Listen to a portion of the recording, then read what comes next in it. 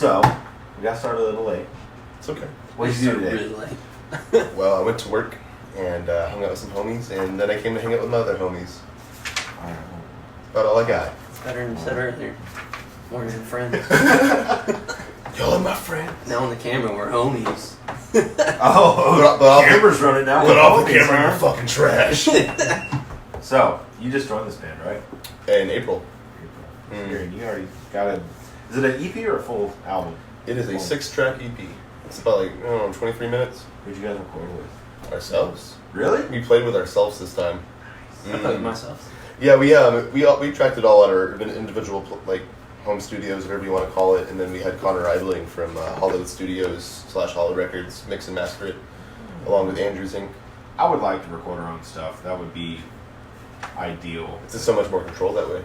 See, I think for me, I would have too much control. Yeah. So I'd start fixing stuff that's I think that's a horrible idea for you.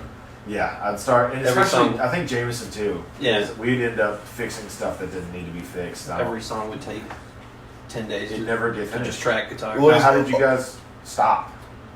I don't know. It just sounded good, I guess. I don't know. Honestly, there wasn't really much trial and error. It's just Pat was recording his guitars on his PC with different VSTs and stuff. You had to travel to them, right? No, I tracked everything at home. Really? Okay, so here's the deal. They hit me up on April.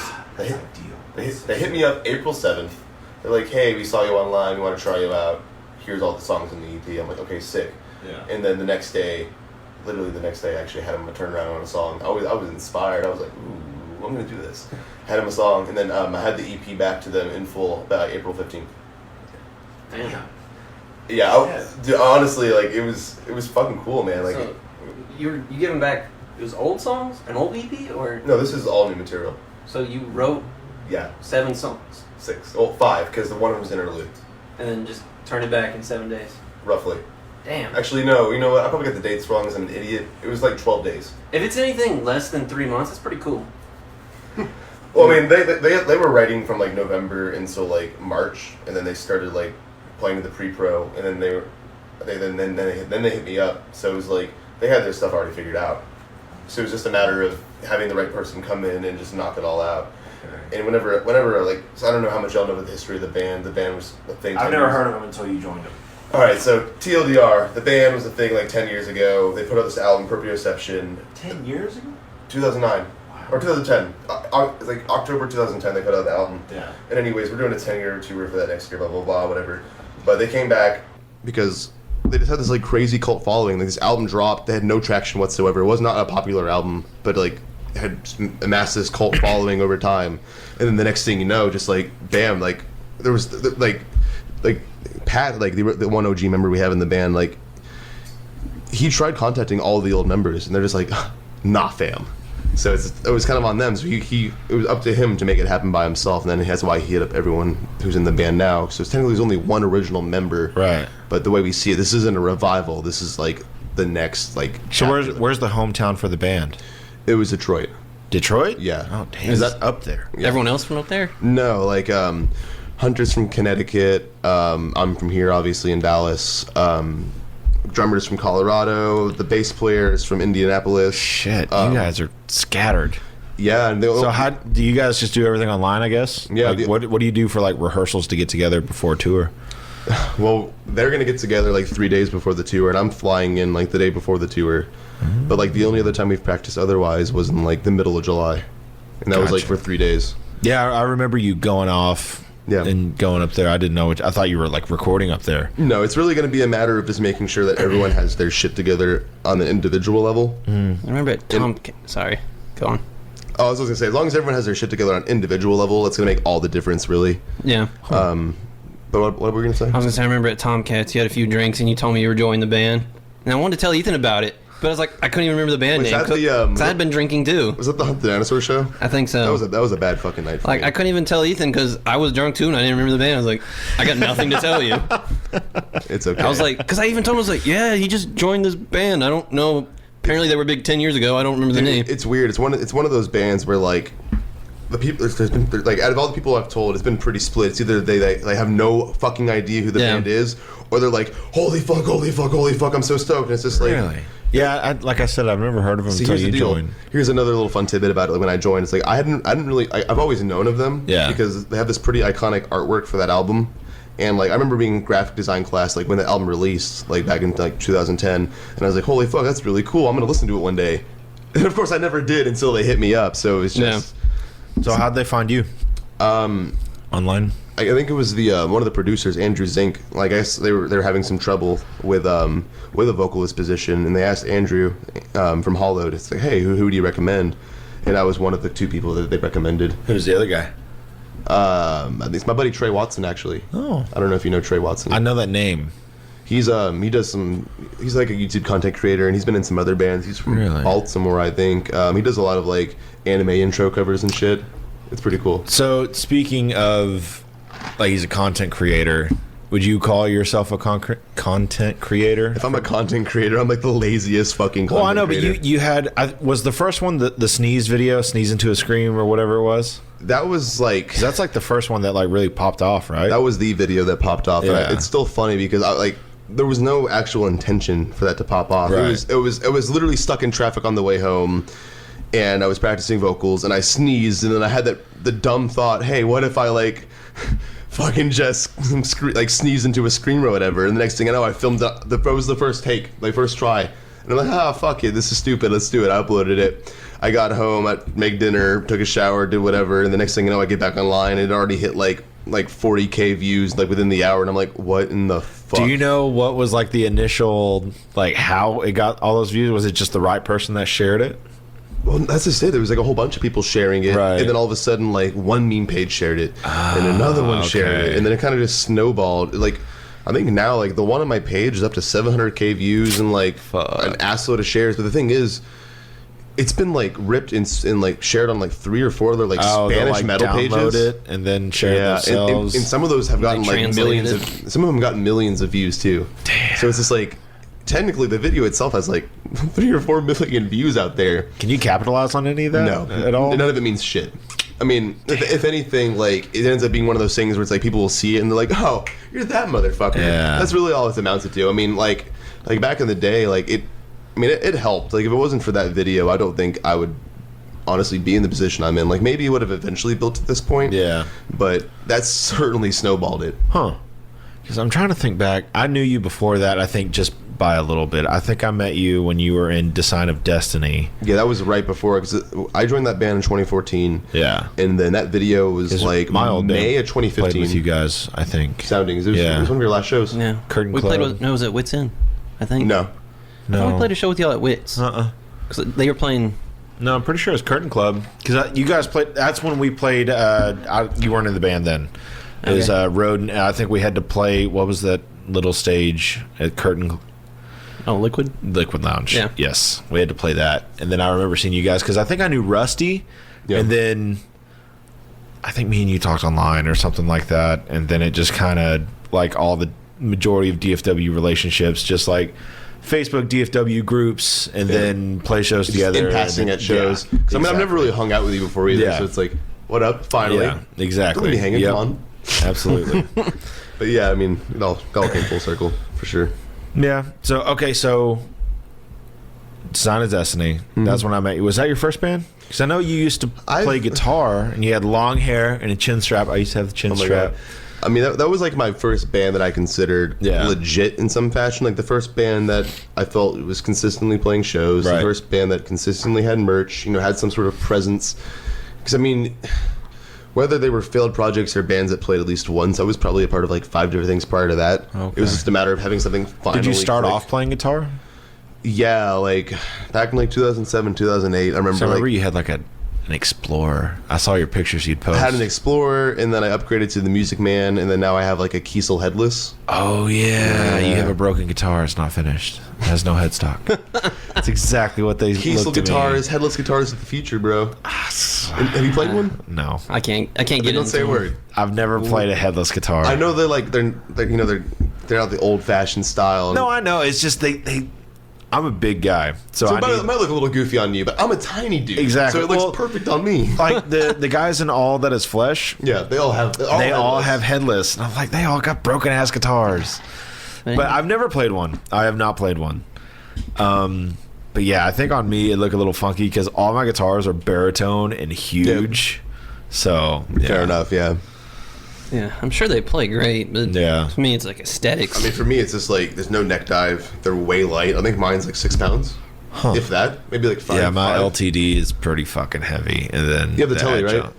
I used to. I think the guitar's like what, 13, 14 pounds. Yeah, I used to have the Stefan 607B, the telly with the white. Yeah, I loved that guitar. I kick myself in the ass for getting rid of it every day. I like that one too. Yeah. So you started off playing guitar in bands, and then you went to Design of Destiny, and then why did you leave Design of Destiny? Because I remember that whole thing. You like had to leave, and then I don't really remember. I mean, honestly, that was just a weird time in my life. Yeah. Like, going through a bad breakup and just kind of going through a bit of, I guess, I don't want to say an identity crisis, but it was definitely like a point of just kind of confusion on what I wanted. And honestly, for like the longest time, like up until like the last year and a half, like I didn't really know if I wanted to do music. Like, I feel you. Like if you want to get super deep with it, I think like the reason why I got into music was the same reason like I ran track in high school, and it's because then I was finally given attention. And like people finally recognized me. For the longest time, it was an issue in my life because I was constantly seeking validation. And that's probably why I've been such a whore online for the longest time, like and posting the most shameless shit. That's why I have 5 different businesses. Yeah. It's just clothing line, podcast, band. Yeah, it's just, I feel you. It's just a matter of just doing things for the wrong reasons, and so, like it's only been in the last year or so. I would say probably around the time like Luniform was a thing. That's like even actually, we got to get into that. Even with Luniform, I would say like I was still having that crisis in terms of like not really being sure of what I wanted to do with my life, and like the reason why. I'll appel back real quick to Design of Destiny. So basically, between a bad breakup and just not understanding like what I wanted to do with myself, I left that band. And then of course with Luniform, it was a very similar reason. Like I thought I just wanted to settle down and just try to enjoy life and just get a grip, because I finally around the same time I quit Luniform is when I started finding myself with like the fitness stuff, and I started finding validation within myself instead of externally from all these people and these random people that probably actually don't care about me online. Right. Because you have your fans, but at the end of the day, do they really fucking care about you? You know what I mean? Yeah. So it's just like all those things kind of push that on. But Luniform's a whole different story right now. It's like I'm in, I'm not. It's really? It's just a weird thing because Justin's been trying to take his time trying to figure his shit out, because he, as you all probably know, he moved down from Jersey to be in that band. Yeah, dude, I remember following all that stuff. It's just because you guys formed. I think me and you actually talked about it like at a show, a while ago, and then we actually got to play with you guys with it was you guys and Bro Job at Dirty 30, the last show we played. Yeah, and then Justin went on tour with Slaughter to Prevail, right? Yep. Mm-hmm. And then came back, and then everything kind of went away. I mean that tour fucking ruined his wallet, man. Like he didn't really make much money off of it. I was curious about that because he worked with Jameson there for a second. I don't know if that was before or after the tour. I think it was after. After, was it? Okay. Because I remember thinking, like, because I've always wondered about that, because we've had Clay. We had Clay. He joined Polyphia, and I didn't know. It was before he was a member. I didn't know how like the payment thing works as a fill-in, and so I've always been curious about that. Yeah, no. As far as I know, I think he only made per diems. Wow. And the thing that's crazy is $20-$30 a day. I think that's really crazy about all of that is that he got hit up, learned the set in 2 days, and then flew out. Damn. Yeah. So it's just like fuck, bro. Like, so why did he get hit up? Their guitarists like couldn't make it, or visas or passports or something. They were just okay. So there's a whole thing with their band, Slaughter to Prevail. Like they have a member that's like kind of behind the scenes, Jack Simmons, who writes everything. And Jack is a buddy of mine, and obviously he's seen Justin play online. And I guess for some reason, like they had this tour, and it started off with them only having a bass player and backtracking guitars for like 3 or 4 dates. Oh wow! And like, never seen that before. I don't know the full details, so I don't want to speak on it. But I guess whoever they had couldn't make the commitment. Huh. And the next thing you know, like Justin was their first bet, and Justin was just like, "Holy shit, this is my opportunity!" And he fucking ran with it. And I mean, yeah, the sad nature of it is that just like he didn't get his bearings together in terms of his life. So he was moving down here, doing all these things, but he barely had money. He didn't have a car. In fact, the one car he had got like repoed. I like seeing his post. Like he had to pump gas for the first time. Because in New Jersey, you don't pump your own gas. Yeah. I didn't know that until like he posted it. I was like, the fuck? Did you left Luniform? Yes and no. It was like, I mean, it's a weird situation, man. Like I don't want to air all of it out, but things got weird for a minute. Give us and then something. Give us some juice. He decided he wanted more of a singer type vocalist, and that's the kind of the direction he was going into. And I don't know if that's really all panned out. So then he's kind of backtracking on that. It's just one of those things where it's just like I just think his life's gotten in the way, and it's prohibited him from doing what he really wants to with this, and it's kind of confused him and jaded him from what he needs to do with the band. So is this pretty much a Shubas's thing now? Like what is? Like he's got the full direction of it. So y'all started the band together, right? Yeah. Or was this always like his thing? Well, at its core, I mean, it's his music, but it all started because I think it was September 1st, 2016, or the second. I don't know. It was the beginning of September. I had made a post because I was just sick and tired because I had tried making other bands since Design of Destiny, and just none of them had panned out. So I was like, "Fuck it." Here's a cover that I did. And I said, "Look, if y'all are fucking serious, I do this. I can do this. Let's make a dream team." And this guy named Andrew Barfield fucking tagged Justin, and we hit it off immediately in terms of like he respecting what I did, and then me really liking what he did. And the next thing you know, he fucking moved down here. It was honestly surreal to like see, because like I couldn't move for a band. Like I have too much here to like move. You saying that just made me fucking remember something. We Soundings actually had a member that moved from Arkansas. Lance. We had this dude named Lance Harper, I think his last name was, but it definitely was Lance. He's like model this dude. Yeah, he looked like a fucking model. He hit me and George up on Facebook whenever Soundings was like trying to find people, and he within I think like a week or two he moved down here from Arkansas. He brought his he told us he had this gear, and then it ended up being like Spider 3 Line 6 cabs and heads and amps and stuff, and then like a super, like I wouldn't say a Squire, but like bottom shelf, not much better. Like pretty entry level Schecter, and like his playability, I mean, I'm not saying we were technical by any means. We're definitely more technical than Dispo is, but like it wasn't there. His playability wasn't there. But then I think he lived with George for like a month or two in Grand Prairie, and I had to kick him out like a month later. And I was like, dude, this just isn't working out. You've been here for a month. You still haven't learned any of the songs. I mean, in my opinion, someone moving that quick for a local band is kind of a red flag. Yeah, like it's not like we were doing anything crazy either. Yeah. We were just playing DFW shows. I don't even think at that point we've gone out of the DFW at that point. He was also supposed to be like filling like take over like the singing part.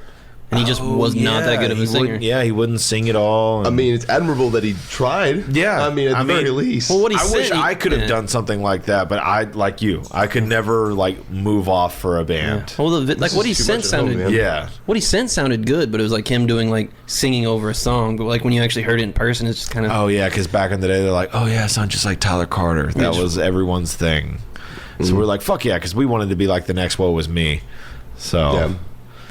But yeah, I feel you on the moving around. I don't know how. Yeah, I couldn't do it. Basically, like all my family would have to die before I move. Yeah, I could maybe move to like Dallas or maybe Austin or something. That's the only thing. But that's even pushing it. See, if I move, I'd go like way the fuck up north. Like I'd go to like Washington or Oregon. I can move up north to my family up there. I feel you. I'm just so sick of the heat down here. Like I wouldn't like that's. But even then, it's like I couldn't justify it because I'm a mama's boy at heart anyway. So it's just like I couldn't be that far away. So going from Luniform, you guys played what? Two shows, 3 shows? You played a show at Rail, Dirty 30, Rail, Tomcats, Dirty 30. I think we played Dirty 30 twice. So it was 4 shows. I know I saw you at Rail. I know we played with you at Dirty 30. Mm-hmm. I think that was the EP release. Yeah, with Bro Job was there. Bro Job. I thought y'all were gonna be like the next big thing and get signed and go on tour. It's weird, man. Like that whole situation. Like it's honestly disappointing because it was like the beginning of 2017. wow, that's so long ago. It's so fucking weird. Beginning in 2017, I don't know if y'all remember, but when I first initially started teasing Lunaform, there was like 2 or 3 distinct videos that got hella traction. Yeah, I remember. And here's that. the deal: those videos were like blowing it up. Like that's how Justin started getting his notoriety was through those videos and stuff, and that's how he got his start off. But like, the problem is that was 2017 in like February, March. We didn't release the EP until a year later. Damn. So any Steam, if we had capitalized it within that 2 or 3 month frame, then honestly, I think things would be way different. But unfortunately, that's just not how it went, and there's just a lot of variables with it, and that's okay at the end of the day. I mean, the way I see it, if we were to come back with more material, there'd be people for it, and maybe that revitalize some of the hype. But honestly, there's nothing like that initial reaction you get. If you can't capitalize on an initial reaction, it's just not going to be the same. That's true. Dispo's definitely gone up and down. That's a crazy thing about bands now. You got to whore yourself out doing content all the time. Otherwise, see, that's why we lucked out with Daniel, is that he'll every now and then just throw us, here's a random video, and just throw us a video, and we get to promote think about it, that. It's practice for him, and he's become phenomenal. See, we'll usually get hey, I'm trying this out, and so he'll send us what fired. He'll send us whatever he's like testing out, and so we'll get to be the guinea pigs, and I end up being dope, and then we get to use it, and it works. Speaking of, you got to show me that new video after this. Yeah. Oh yeah, and also we've worked with him. The first music video he did was Soundings. Yeah, the very first video him and Cody So we've just been working with him for the Jaded music like what video. 7 years now. Yeah, 7-8 years since 2012. Yeah, 7 years. I think that first video we paid him $75 and fed him taco casa. Yeah. Yeah, I don't know if he knows this, but I want him to do some Head Followed with merch or something. Dude, absolutely. He's a godsend. Like that's I love it, and he keeps his prices so low. Dude, he's so crazy. He undervalues his work. I know. And his turnaround, and he's so excited. Like he's excited with you. Yeah, I can never talk any higher. Like for y'all, it's almost like he's like the sixth member. Oh, absolutely. He's tagged in everything. Yeah, he's tagged in every single post. He's in every description or bio or everything. We always tell people he's our behind the scenes member. Like he's like our ghostwriter. Dude, we'll send him music and he'll like write the lyrics for it, or he'll come up with a beat or write drums to something. He'll even writes the lyrics for everything. Yeah, pretty much. Him even and Cody. We'll send him a song. He'll chop it up and rearrange it and be like, "This, I like this." Yeah, he'll structure shit for us. He'll the song that we're about to release in November. He has the bridge of that song is him singing. Yeah. Anytime anyone asks like, "What would you really need in a band?" I was like, "You need a Daniel. Yeah, you can't have ours." We tell everyone to get a Daniel because literally he does all of our videos, all of our merch. He designs it, I make it, and then he does all of our photos, all of our promos. He helps write the music. Dude, I mean, he does literally everything. Having people like him is what's gonna like make y'all's band. Oh, without him, Dispo would be absolutely nothing. We wouldn't have any of the content that we have. If he wouldn't have like issues with like actually being on stage, like he'd be actually like in the band playing. Yeah. I asked him to be in that the video that we did today, that we released this morning, the 90s sitcom, whatever. And I wanted him to be in one of the scenes of like after the last scene of someone doing something stupid, of just someone filming him with the camera and be like, "This is what you guys want to do." I'm like, yeah. Fuck, all right. But he's like, I don't like being on camera. He doesn't like to take any credit for anything. He's just a sweetheart. Yeah, he does it all. I barely get to see him, but it's like anytime I see him like help y'all out or post or just anything, it's just like I'm just like, damn, Daniel, like, dude, he does everything. I love that guy. But going from, how long were you out without a band from Lunaform to End Hell? I mean, that was like last summer, so like a little, like 9 months. Oh, and even then, like in the interim of between Lunaform and Hell Followed With, I'm working on this EP. It's 4 original tracks and I think 3 covers with my buddy Ian Wilmot out of Baltimore. None of this has really been open information just yet, but like the project's called Vacuity from like the Gojira song. We got the exclusive, and it's like super down tempo deathcore, which is like, I mean, as y'all know, is this like I've always been like the kind of prog I know guy. You were on one of the first Dispo songs I ever wrote. Remember that? Yeah, and then you never fucking did anything. I know, we never released it. It was unfortunate. I was like, well, that was technically, I guess, before Dispo. I was like trying to do the DFW concept album thingy. Yeah, I was trying to get all these different vocalists. I think you were like the only person that did it.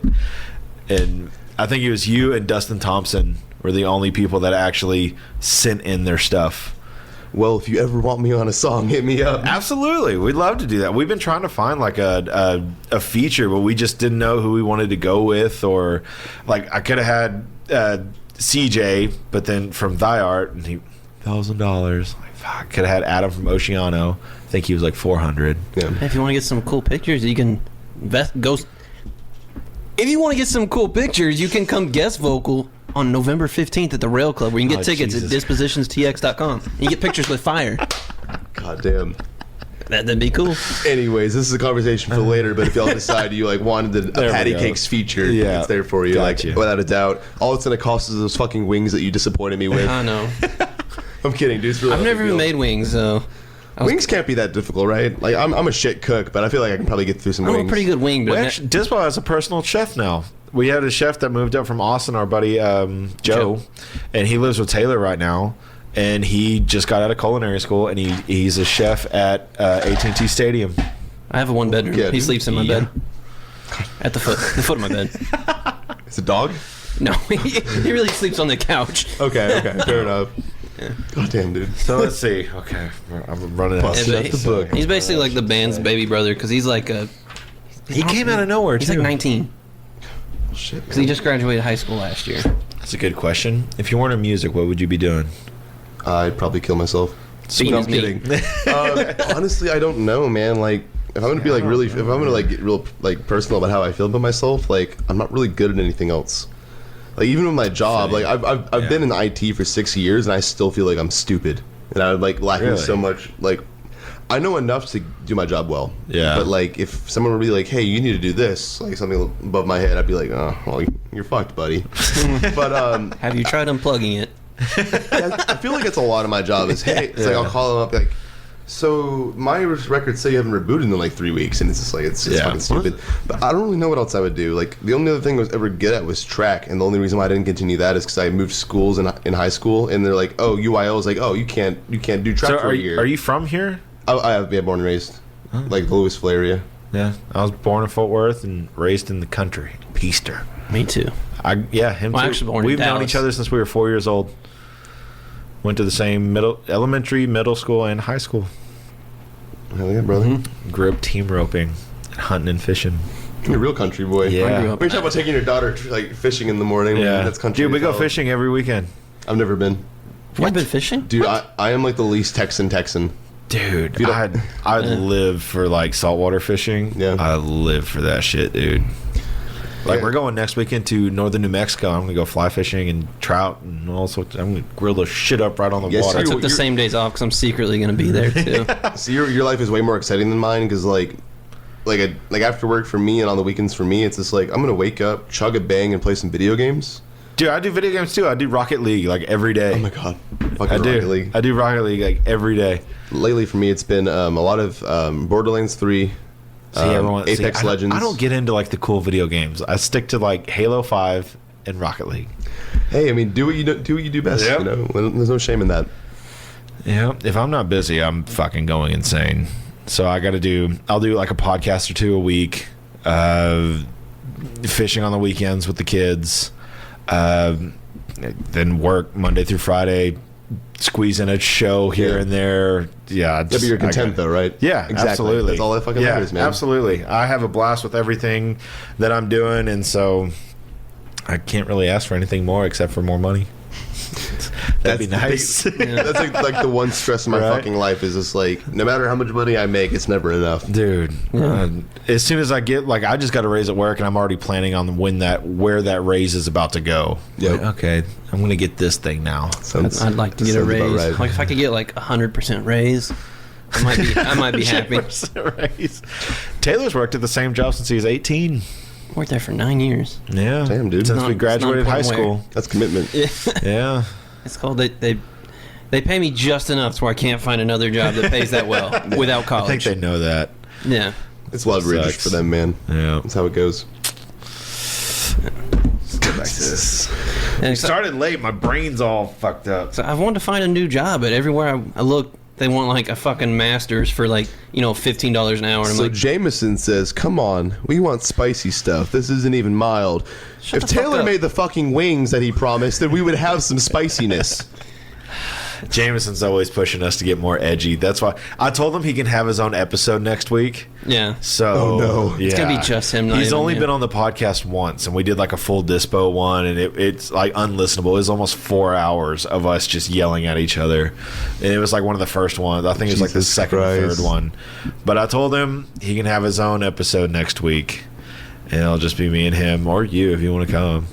But No, just Jameson. oh god, can no! sit Just here. let him sit here, just stare at the mic. Can I like just be on like the couch over there and just? I'm so scared about this one because he's just gonna.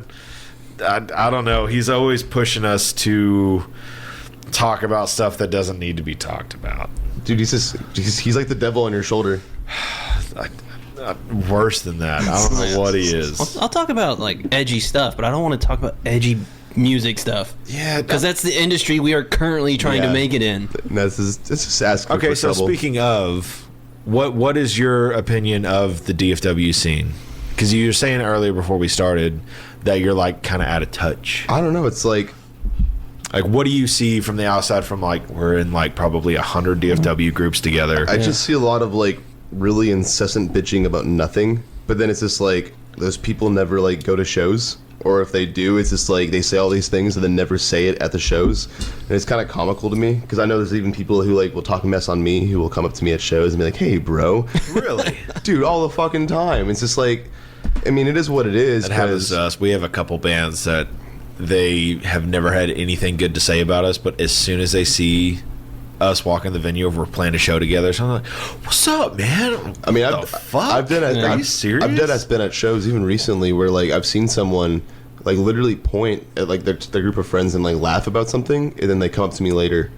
It's like dead ass pointing at me, like not even like like trying to hide it. Really? It's the weirdest thing. Yeah, Dave. I've had my fair share of starting shit online, and Facts. just putting my foot in my fucking mouth. But that was a few years ago. I was doing it quite a bit. Used to be quite the edge boy. Oh, yeah. Like I honestly, it was used- yeah. like I would see some of your posts and I'm just scratching my head like, dude, what are you I fucking know. doing? And now I see some of those posts coming from people, and I'm like, "Fuck! I used to be that." The edgelord.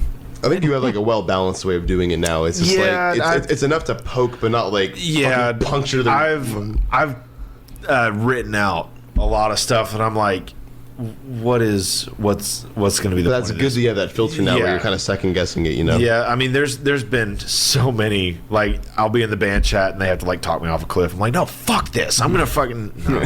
Now we have to do that with Jameson mostly. Like, no, don't, Yeah. please don't post that, please. Damn it, Jameson. Jameson's gotten a lot better since he first joined the band.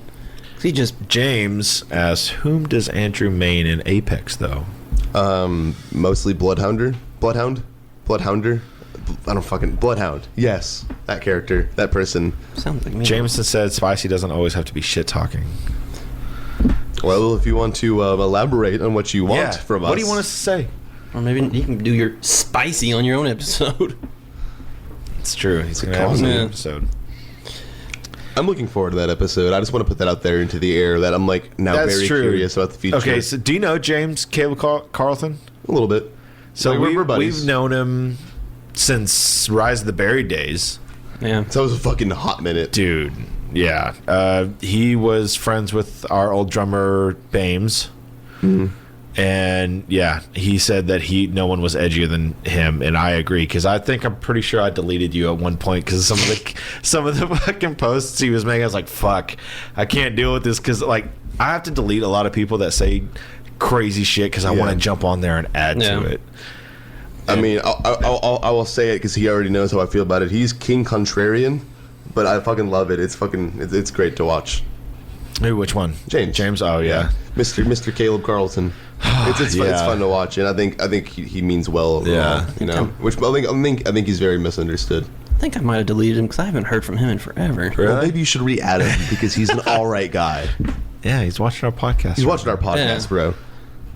I just haven't seen a post from him in forever, so I don't know if I deleted him or if he deleted me, or maybe we were never friends in the first place. Well, he hears you. He'll rectify it, or you can rectify it later. I mean, one way or the other. Nah. I'm waiting. I'm good. For fuck's sake, man. No, I don't know. Like, I had Preston on Monday, and we were kind of getting into the nitty gritty of the DFW, DFW scene. Yeah, for me, it's just like I don't really go to shows that often. I'm like the least band guy. Like, I honestly feel like I almost feel like out of place at shows. Really? Well, it's like y'all look like band dudes. I just feel like I'm just kind of like the fucking random dude that's there. Like, you know what I mean? Like I don't know. Like, everyone I see, I feel like they got like the mentality and like the look to them, and then there's just me kind of there, just like awkwardly, like people like I feel like most people just kind of know me from a distance because clearly I just clog up people's feed with my stupid shit all the time. I see. So it's just like I just wonder. It's like, well, you say, like, I don't know. It's weird. People are like like, I mean, I'll say like people are like nice to me, so I can't really complain there. But it's just like, thankfully I keep out of the drama, so it's I don't ever get involved with it. But like what I do see, it's always over the most minute, silly shit, dude. So it's just like, why are we arguing about this out of all things? Like, there's just so much better things to do with our time. It's pretty weird. Dispo's pretty much stayed out of a lot of the drama, surprisingly, except for like recently with the whole A to B Frankie stuff. Well, y'all did the right thing there. Well, we were trying not to make it a thing, and then it just kept pushing us, and then we had to make it a thing. Yeah, and I mean, at that point, it was a matter of who was going to get thrown into the dirt first, y'all or them. Well, he wasn't going to do anything, and then he would leave us alone, and then like a week later, he'd just start throwing shit at us of just saying just random shit. No, he was just talking shit. Yeah. And at that point, I had enough. And Cody had enough. Everyone had enough. It's not worth playing with, man. Especially like just people and just the way they want to just rip off bands and just do them dirty as promoters. Like anytime I hear someone's like, "Oh, I'm going to be a promoter now," I'm just like, "All right, sure." The only promoters that have been steady in the scene is Third String. They've been around for 10, 11 years now. Everyone else has come and gone. Sadly, my second, or not my second, Jesus Christ. My favorite one was Nick Womack. He was my favorite one. Nick is the sweetest person. Dude, I know. Love Nick. I'm so sad because we had him on the podcast and I like forgot to like turn his input on the microphone. Oh man! And so we have like the live video, but like I went to go listen to the audio and he sounds like he's 100 feet away. God damn, dude. Yeah, I was pretty upset. So we got to redo that. Him and his wife actually sold Andrea the car she drives. Oh really? So it's like they were lifesavers for that. Oh, and they just bought a house too. It's beautiful. They did. Nick, That's if you're a nice ever gonna house. watch this or listen to this, we all love you. You're a wonderful person. Yeah, he was my favorite promoter. He treated everyone, and we were trying to get him to like talk shit with us too on the podcast. And he's like, "No, peace with everybody." I mean, he's wholesome. I know. I'm sure at the end of the day, like anyone else, he has his opinions. Yeah. But he's smart about it. Yeah, I know. I've definitely put my foot in my mouth a few times. So I wish I was smarter about it, but it happens, man. Yeah, it's okay. Well, I think we finally hit an hour. So I know you have to wake up early in the morning. We can keep going. Okay. If you want to. Ethan likes to end things uncomfortably. Well, no, we're hitting an hour, and I know you have to wake up early, so I wasn't trying to like. I like to live on the edge. That's what happened with Bob. He's like, okay, we hit an hour and a half. He's like, wait, we're done. Well, I kind of run out of shit to say, and I don't want to like leave like dead air happening. And we're just gonna leave the end of the podcast. It's gonna be like 30 minutes of silence. Just I need like an ender. I need like because like Tiger Belly does like unhelpful advice, and they like read like an email from somebody, and they're like asking for advice, but they like don't really give them advice. We can do that like once we like actually build a following. I don't think we'd ever get an email. Yeah, that's what I'm saying. That's we get several emails from buttholes. We get several emails from Jameson. He said a whole bunch of shit. Oh yeah, I just saw. To elaborate would be to say when I first met Ethan, he seemed like an asshole. But once you learn who Ethan is, it's more of less kind of in his personality, to have a bit of grit to his demeanor. That is too much. I lost my place. Or to get personal on the topic you just named, you have such a positive aura online and typically in person, but I'm fucking this up. Say from someone's perspective. Where's the TLDR? This is too much. I haven't really do social. We're doing dead air because I'm reading this fucking paragraph. You could right read now. it aloud for the audience. Yeah. So that aura has a hint of like higher class nose lifting, even though I know start in you the don't middle. do that. That's nice. I like to jump into psychological aspects of how we all view each other and why we see each other in those ways. Is he saying that I come off snobby? What color would you fuck. say your aura is? I'm getting to psychological. It's purple because purple's the best color. Yeah, I believe that from James. He said the first time he met me, he was loaded out of his mind. Because I'm pretty sure the first time we met him is when Bame said that he just took acid and we were headed to the studio. Holy fuck. Yeah. That was also the first time I met him. I was an asshole, but James Caleb Carlton was being kind of annoying. And I looked right at him and I was like, I don't like you. So I was being an asshole. God damn, dude. But that day, Bames had already pissed me off because he said, when we were going, I took acid this morning. I was like, what the fuck, dude? And then he brought his friend, it was James, and he just kept talking and talking and talking. I was being an asshole that day. No, another time we were going to go record with, is when Soundings first started. We were going to go record with Brandon Crabtree.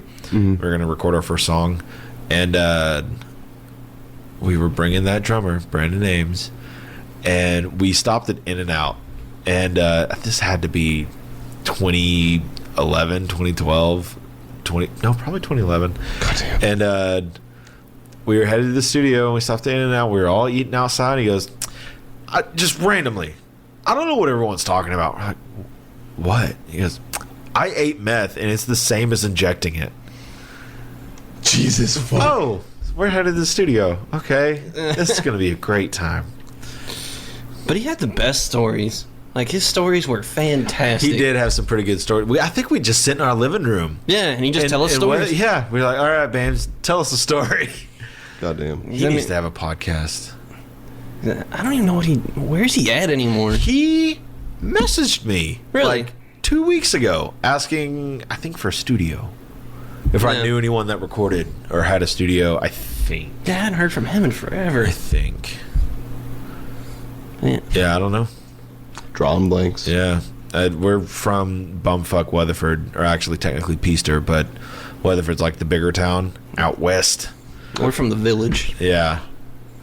Still not boys. bigger than it used to be, but... Peaster? No, it's our graduating class. No, is, I was talking about Weatherford. Oh. But yeah, your graduating class, I was about a year early. Our graduating class at Peaster is still the largest graduating class to ever go through that school, with 98 people. Damn. Yeah, I graduated a year early. Big I ass. think my school. graduating class was like 1,100. Where'd you graduate at? Farmland. No. Flower I used to work out there. I don't think I could ever. Well, I guess I could if I had to, but it would suck to have gone to a big school because I had like that small school experience where like if you want to play basketball, do it. They need 5 people at least, and there's only like 20 people who can actually play basketball. So if you want to, you're on the team. You do anything you want. Wow. James has said almost like a snobby aspect. I've seen and talked to you enough to know that you aren't, but I've mentioned your name before, and the guy was like, "Oh, him? He's too good for this scene, or he acts like it," and hearing that confused me. I don't know how to answer that because I don't think I'm better than anyone. I think I'm pretty garbage. I think he's talking about me. Yeah, he was talking about Ethan. Yeah. Oh. Yeah. Oh, it wasn't me. I'm pretty selfish. sure. Give me attention. That's why I'm here. Talk shit about me. I don't know. I might put that. I don't know. I've been in the literally in the middle of the scenes For a hot since I minute. started working at Tomcats. I was running the door at Tomcats, and I just got to see too much of the scene. I think. I've just been your side piece since then. Yeah, I think I've just seen too much of the scene, so I don't. God, I hate saying the scene. I hate. Yeah, I think that's like the cringiest term in the Yeah, fucking world. it kind The of is. scene. Support the scene. I mean, what else would you say though? Just support local music. Yeah. Like, what are they? So, I mean, you music don't have scene. to if it sucks. I know, but just scene it's I don't It's know. too clicky. Yeah. Clicky. Yeah. I don't know. I don't think I'm too good for the scene, but I don't like being as involved as everyone else does. I think I like doing my own thing. Yeah, as you should. Yeah.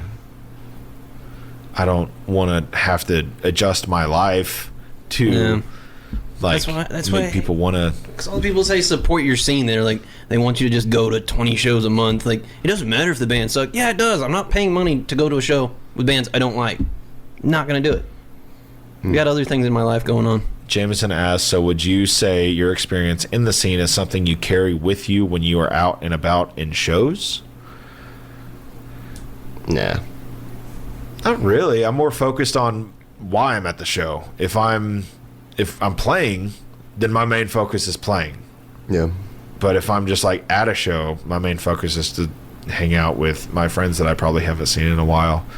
And I'm not really like I'm social, but I'm not going to like go out of my way to walk up to you and like, hey, what's up? How's it going? How's your family? How's your dog? How's it? You know, I'm not going to do that. I'm going to hang out with my friends and probably sit at the bar and sit at the back of the crowd with my arms crossed with my drink. I mean, I don't mosh or anything. I mean, I don't know. I've never moshed in my entire life. I nearly threw my back out walking to the dryer. Like, like I don't need to be moshing. Like, when I'm on stage, I'm giving it my all, and it kills me. Pretty sure the last time Taylor moshed, he got his nose broken. You poor thing. True, true. At Facts. Curtain Club. Yep. For like a local I only ever show. did it for y'all, to like, because it was back when y'all were playing, and it was like just to get like the crowd moving. Like, I didn't like it, and it was stupid. Yeah. To me, it feels stupid to me. Yeah. I just feel out of place when. Wait, Jameson said, ooh, what is y'all's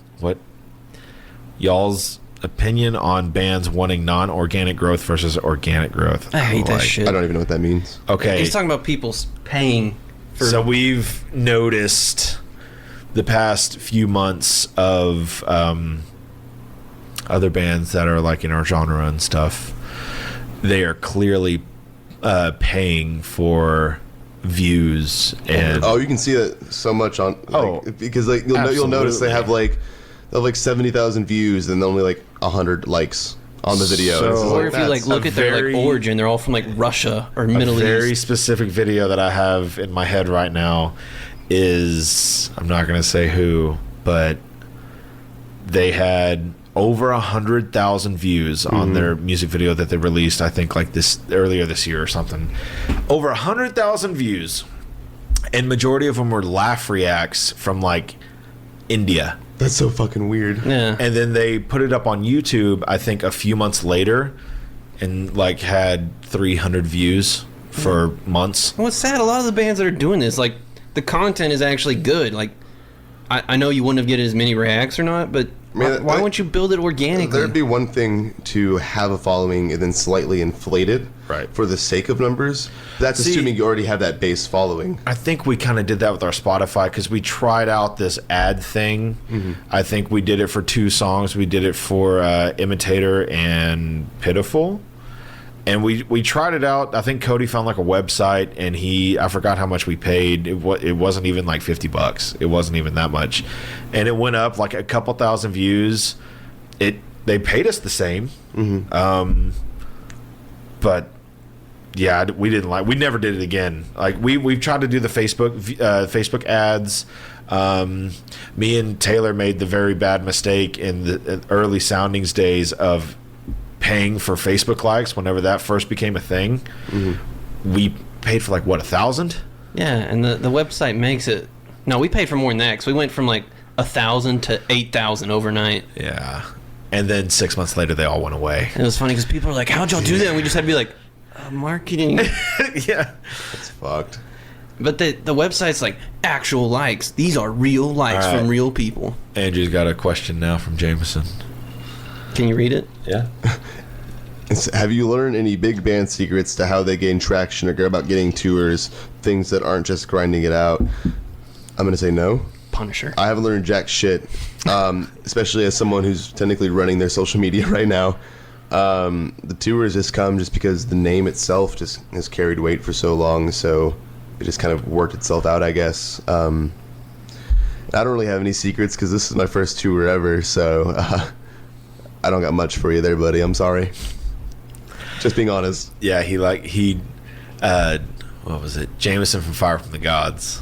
He blows him up, asking questions and stuff, and Jameson gives us all the info that he'd ever ask for, and some of it we take, some of it we don't, and just I think it's just everyone kind of does it their own way of making it. Yeah. I've heard so many different stories from Bobby from Fit for a King telling us how they did it. Well, it's always a different story. Otherwise, people would quit asking the fucking question. Yeah, There's no formula. Yeah. Like, yeah, Bobby had a different story. Fire from the Gods had a different story. Clay had a different story from Polyphia, and there's plenty of ways going about it. Absolutely. yeah. I mean, I would say most of it is just luck. Yeah. it's content in a matter of you gotta have good music. I mean, you gotta have good music, Yeah. but there's thousands of bands out there with great music and great content, but it's just having the luck of getting it in front of that one person that's really about it. Yeah. I agree. It's weird how it works, man. Like, or you just be like me and just be annoying as fuck and just post enough stupid videos to where people are like, oh, this is really cringy, let's share it and make fun of them, and then in turn people actually share it because they like it. Right. Stupid shit like that. Well, do you have another viral video coming out anytime soon? Me and my buddy Logan from Eternal Void out in Dayton, Ohio, we're doing a Run the Jewels cover together. We're gonna like dress up and be really obnoxious about. Nice. But otherwise, Oh yeah, you did like the emoji one? Yeah, I like emoji that one. video. Yeah, me and Rusty. It was a Veil Maya song, I think Overthrow off their newest album. Yeah. Yeah, we just we were planning to film for that regardless, and then we got baked, and then he's like, hey, I got this new iPhone and it does this. And then the light bulb went on, and then we just said fuck it, and we filmed it that way. Damn. That's literally all it was. Huh. This is a on the whim idea. No one else had done it before. No. That's the first one I saw. So I mean, in that light, yeah, it was definitely worth doing. And of course, you got the people like, this is so bad, this is so cringy, blah blah blah blah blah. And it's just like, well, isn't that kind of like the point? Like, it caught your attention, right? Yeah, you watched it. The point of it's to be fun, and Yeah. I mean, first off, it's the music first. Second is the video. If you're not paying attention to the cover, then you're missing the entire point, anyways. Yeah. So, Yeah, it's like, Well, Jameson asked, how do you feel about the engagement being your engagement then going on tour here soon? Do you feel like trying to push music and start this newer level in the relationship will be hard? Wait. no, honestly, Yeah. like I knew that I was gonna propose to Andrea before I went on this tour, mostly as a security thing, because naturally in relationships, especially when they seem too good to be true, or whatever, it's just like, you want to do everything in your power to make sure that they know, but you also get scared yourself because, like, I'm going to go on tour and I might be doing everything I can to make sure she knows that this relationship's secure. Right. But in the back of my mind, it's like, I'm going to be gone. What the fuck's she going to do in my apartment? Blah blah blah blah. Yeah. But it's one of those things where it's just like I've decided to do the proposal then as like a promise. It's like, this is it. Like, this is what I want. And it also works out because, like, really, we're only, like, as I think I mentioned earlier on, we're only going to be touring 4 or 5 weeks at a time, unless something miraculous happens to where we get such good opportunities and cash flow that we can justify it. But all in all, it's going to be easy enough and light enough to where it's not going to put a damper in the relationship, and she supports it. And plus, her as a tattoo artist, she wants to travel. Yeah. She wants to be able to go out and do different conventions and get spots at the shops. You and I have a very similar thing because my wife's a tattoo artist too. Yeah. And then I kind of, speaking on Jameson's question, I kind of have the same not worries, but like same situation, I guess, of like leaving for a certain amount of time and then having 2 kids and then maintaining bills, house. It feels like you have to choose between your dreams and everything else. Because if we leave, I'm not making money, and I'm not going to be able to afford the bills that we have, and it'll be left on her to do it, and that's just more of a strain on the relationship and stuff like that. And so we've only gone on one little run, and it was like a South Texas run. Yeah. We went for a long weekend, and then we had one booked. We had to cancel it because of the whole A2B thing. But right now, we're just trying to do like the weekend stuff, and so we'll do like a Thursday through, or going to try to do a Thursday through Sunday, Friday through Sunday. Personally, I think it's the best thing you can do as a band at your level because you're building the content, you're building the presence, and you're still getting the experience to tour while you can. So whenever the opportunity to do a bigger tour does come, you're going to be a little seasoned in that regard. Yeah, where Jameson always likes to come up with the all these different scenarios for us to stress out about. Of like, what if we get offered like an 8-week tour? I was like, dude, we're. Jameson's questions and theories stress me out. I know I think he just stresses himself out. I don't know. He just seems to live in a constant stress world. He's probably gonna die of a heart attack one day just because he's like always. He's always worried. He said his wife personally is worried about him trying to pursue music and leaving her and the kids to struggle. And like y'all said, it's like your dreams and aspirations versus your love and family. Two very hard things to have. Two very hard things to have to be in a spot to have a choice given certain situations. I mean, absolutely. He said he is stressed. Like, yeah. I mean, you got to think about it. It's communication and trust, and that's the true trust in a partner. See, I think my main issue is the whole money aspect. Me and Zoe have no issues with us going, because she'll do like tattoo conventions in like Corpus Christi or out of town sometimes, and like our studio that we have to go to is in San Antonio, so we'll have to like go for like a weekend and then come back and stuff. And I think my main issue is just money, because if I'm not at work, the job that I have, like, I think we get paid for some of the days, but it's such a mom and pop shop, it's kind of up in the air. So we get paid well, but if I'm not there, I'm not making money. So it's very simple. It's kind of convenient, and then it's kind of not. Yeah, I mean, I can kind of take off whenever I want, and I don't really have to give them like 3 months notice. Like, hey, I'm taking a 4-day weekend or something. So like me, I got to take several months in advance. Yeah, he has to. You have to schedule your entire year at the beginning of the year, and so we kind of have to schedule our stuff around him. Yeah, but I have 4 weeks off. Yeah, they're paid. Yeah, but I got to schedule them like the beginning of the year, which is really fucking stupid. Especially if you get like opportunities you don't necessarily expect. Yeah. Some of them don't necessarily come up. A lot of it I can make it work, but some of it, like, can we go on tour for a week? Well, I don't have that week off. I can see if someone wants to trade, but it generally, if it's in a busy time, it's gonna be a no. But I've usually made it work for just about everything. I think we've only had to like me not play one show. Yeah, I think it was just originally Metal Fest. Yeah, everything else I've made work. Yeah, it's a pain. Yeah, that's our main stress. We're trying to get a van and stuff, and money. Yeah, that's all it is. Money. Always for all it is. Like my fucking car cut out in Louisiana. Had to get that towed back and had to get a new car. And so, do you guys have a van and trailer and stuff ready to go? Just doing it all through Bandigo. Oh, really? And a U-Haul. U-Haul. I mean, you got to think. Trailer. U-Haul trailer. Oh, 20 I mean, you got to think like a band that hasn't been around for like the last like 10 years. Yeah. Like, and it's only one original member who's trying to revive it. He doesn't really have fucking money to throw at this, so we're just kind of having to work with what's available. Yeah, if they're only working, touring 5 weeks out of the year, you don't really need a whole ass van. Yeah, our guarantees are basically non-existent, $100 here and there. So we're trying to I think the last one we did, we just borrowed a van from a buddy, and then Daniel had to shoot a music video for him for free. Yeah. That's rough, man. Yeah. Then they had to do more promo work for the Corpus Day. Oh, yeah. In order for us to get paid. Oh, yeah, because the promoter skipped out on us, and we thought he, ditched us. Oh, he did? It was 3 a.m. He's like, I had to go feed my kids. It's 3 a.m. Yeah. You didn't know that before? And then he messaged me the next day. He's like, oh, well, the venue just said that they paid you. I'm like, yeah, because we had to trade our vocalist doing, a logo for you guys in order to get, $100.